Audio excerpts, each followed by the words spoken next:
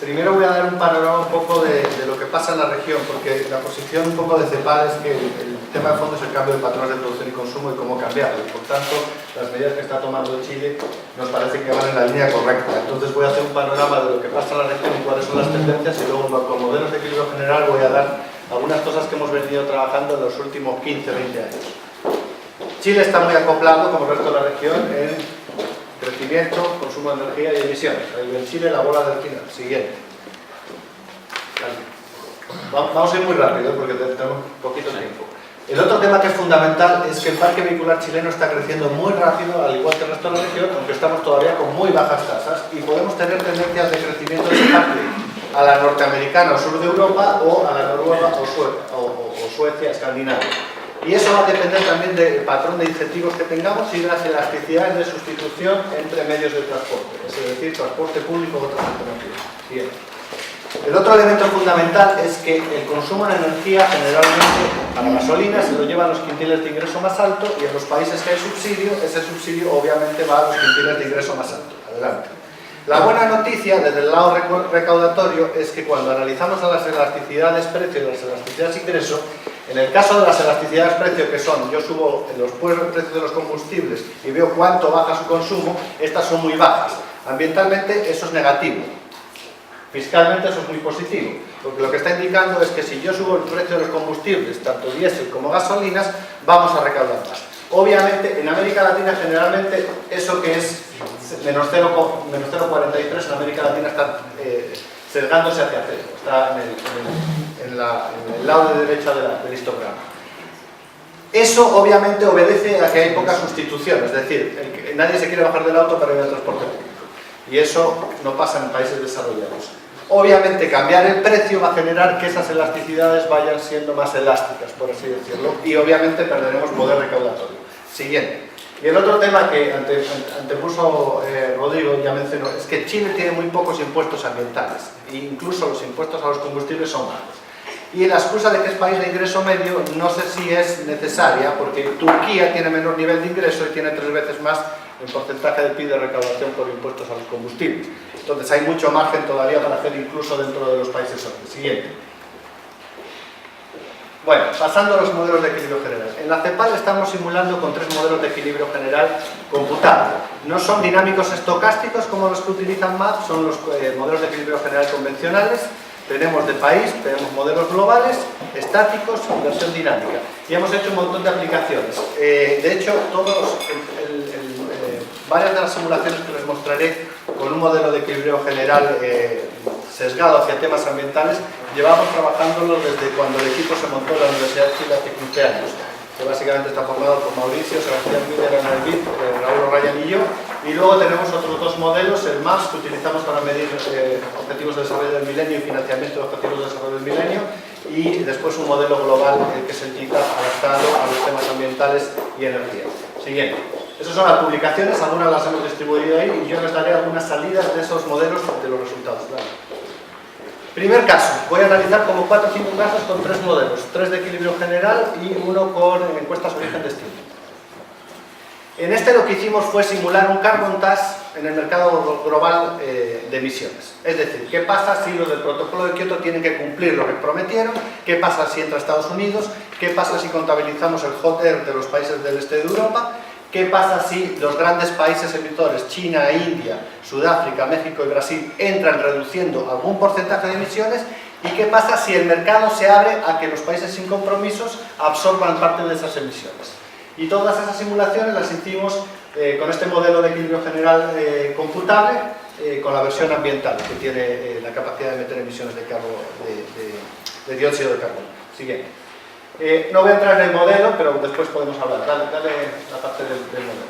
Si pasa, si no bueno, pero ese es el tipo de simulaciones que van a haber.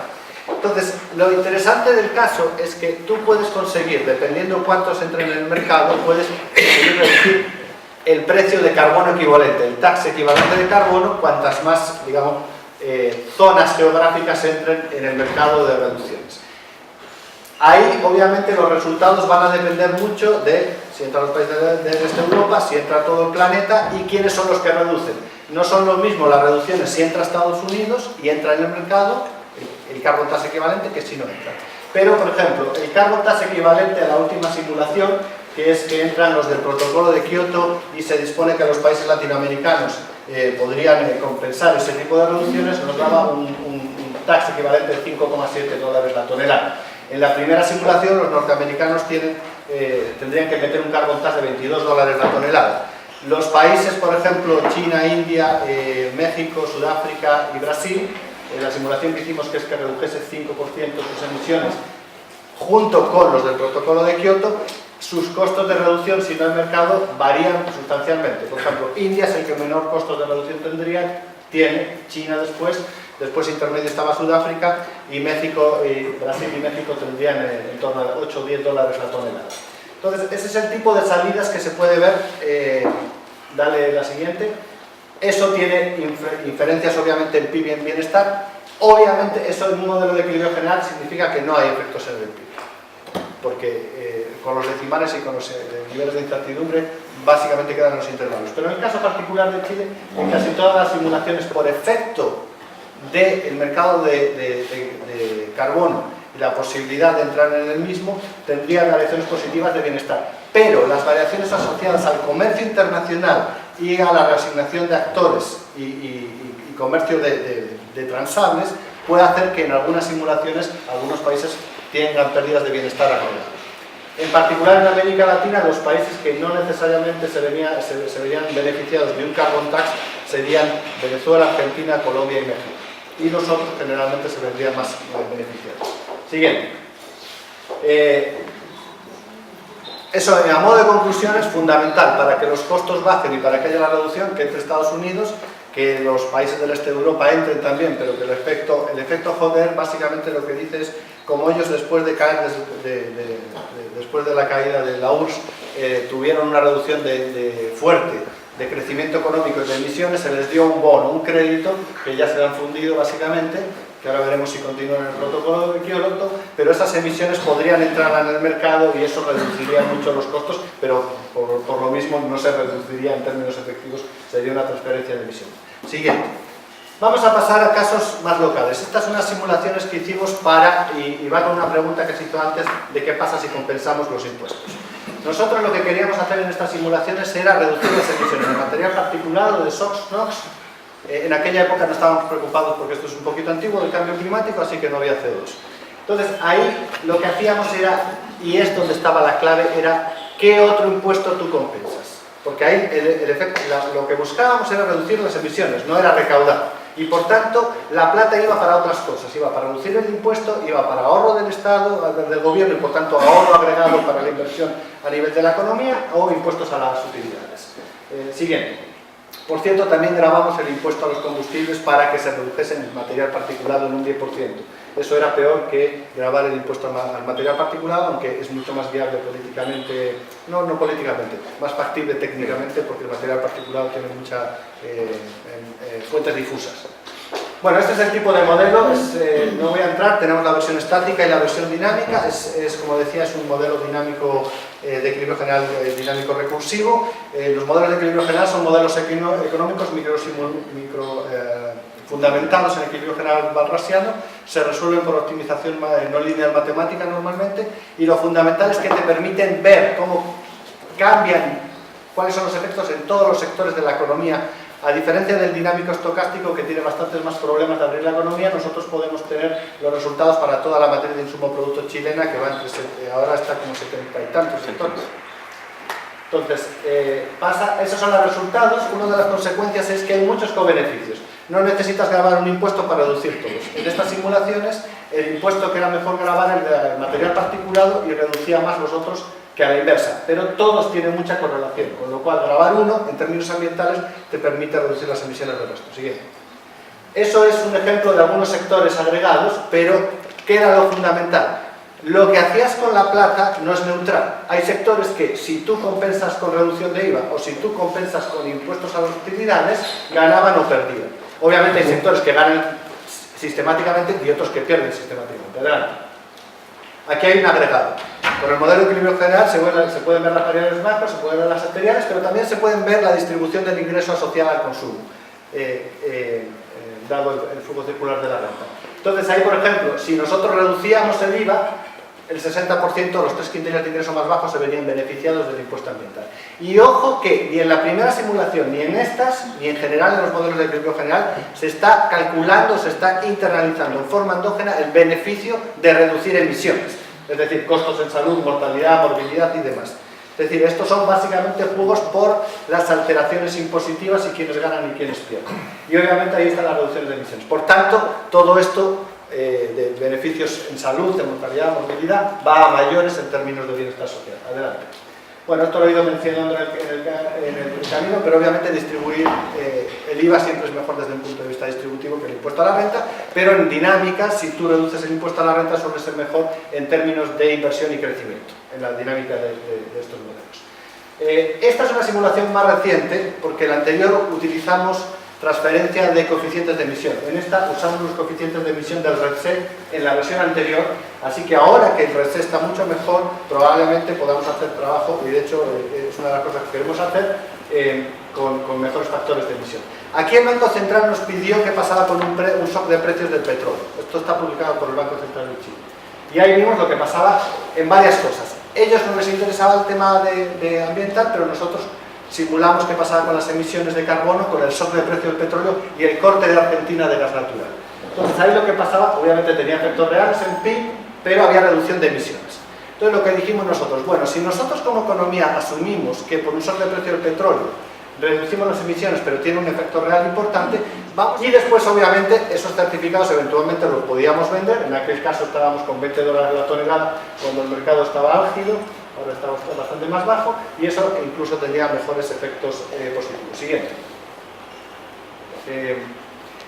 Obviamente también se vieron muchos cobeneficios. Ahí, al utilizar el REDSE en estas simulaciones, la ventaja que tenemos es que podemos ver otro tipo de contaminantes, y eventualmente hemos hecho simulaciones con contaminantes al agua y al suelo, ¿okay? Aunque las correlaciones son menores. Ahí de nuevo hay un elemento que se mencionó acá, y es el tema de elasticidad de sustitución. Y eso es fundamental, porque cuanto más elástica es la sustitución entre energéticos, te puede pasar que un shock de precios del petróleo reduzca las emisiones en el corto plazo, pero en el largo aumenten porque la economía se carboniza, porque vamos a fuentes térmicas de carbono o de otra fuente más pesada. Siguiente. Esta pasatelaya. No voy a entrar en esta, pero hemos hecho simulaciones también para el royalty, que pasaba si metíamos regalías al petróleo en dinámica y las ventajas que tenía. Vamos a la última. Esta, a diferencia de las anteriores, ¿por qué nosotros usamos modelo de equilibrio general? Porque nos gusta ver impactos macro sectoriales. Es importante ver qué sectores ganan y pierden en la economía para las posibles compensaciones. Obviamente, con un carbon tax, los que están más carbonizados, más cerca del sector transporte y demás, van a ser más afectados, pero por contra hay otros ganadores. Cuando tú metías en un carbon tax súper fuerte en algunos de los efectos anteriores, por ejemplo, uno de los sectores que generalmente le va bien son los sectores asociados a materias primas, porque ya generalmente tiene una rentabilidad relativa mayor, entonces sesgan la economía hacia allá. Y vemos los efectos sociales y vemos los efectos ambientales y cobeneficios, y podemos simular distintas sustituciones impositivas. Este caso, que es el último y es la última lámina, no está hecho con equilibrio general, pero lo quise traer, porque aquí lo que estábamos en aquel momento, y este fue un tesista de la Universidad de Chile que nosotros apoyamos, era ver este debate de que es que el impuesto a los combustibles lo pagan los pobres.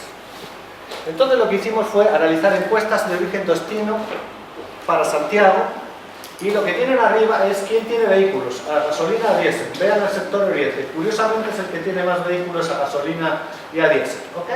¿Qué hogares? Aquí representa las comunas de Santiago. No estamos hablando de Chile, es el Gran Santiago. Y abajo lo que tienen es quién paga la carga tributaria del impuesto a los combustibles, tanto diésel y gasolina, por comunas. Esto está acumulado, llega a 100 con todas las comunas. Y van a ver que las 6 comunas más ricas de Santiago son las que pagan el impuesto a los combustibles, tanto en diésel como en gasolina. Y abajo, utilizando el paper de Perry Straub, del BIC que hicieron para el Ministerio de Hacienda, calculando las externalidades negativas asociadas al tráfico vehicular privado, lo que hicimos fue ver quién genera esas externalidades. Y vean que la curva se tuerce, es decir, las externalidades, los daños en salud, en mortalidad y demás, en realidad los están causando las emisiones de las comunas más ricas de Santiago. Entonces eso es para darles una señal de que tanto la discusión del diésel como las gasolinas, bueno, el tema distributivo, obviamente hay efectos de segunda vuelta, que eso se ve en modelos de equilibrio general, con alteraciones de precios,